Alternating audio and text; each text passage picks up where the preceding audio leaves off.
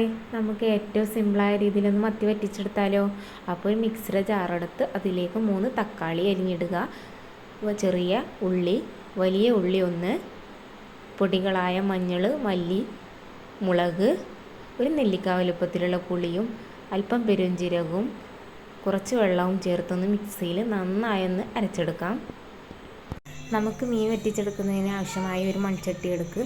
അതിലേക്ക് കുറച്ച് വെളിച്ചെണ്ണ ചേർത്ത് കടുകും ഉലുവയും പൊട്ടിച്ച് അല്പം കറിവേപ്പിലയും വെളുത്തുള്ളി ഇഞ്ചി പേസ്റ്റ് ഇതിലേക്ക് ചേർത്ത് കൊടുത്ത് നന്നായി ഒന്ന് ഇളക്കിയെടുക്കാം. ഏകദേശം വെളുത്തുള്ളിയുടെ ഒക്കെ പച്ചമണം മാറുന്നത് വരെ ഒന്ന് മിക്സ് ആക്കാവുന്നതാണ്. ഈ സമയം നമുക്ക് നേരത്തെ അരച്ച് വെച്ച അരപ്പ് ഇതിലേക്ക് ചേർത്ത് ഇതിലേക്ക് ആവശ്യമായ ഉപ്പും ഇപ്പോൾ ഫിഷ് മസാലയും ചേർത്തൊന്ന് നന്നായി തിളപ്പിച്ചെടുക്കാം.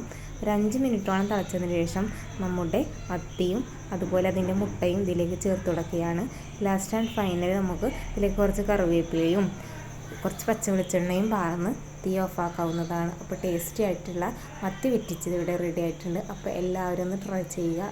അപ്പോൾ എല്ലാവരും ഒന്ന് ചാനൽ സബ്സ്ക്രൈബ് ചെയ്യുക. അപ്പോൾ ഓക്കെ, ബായ്.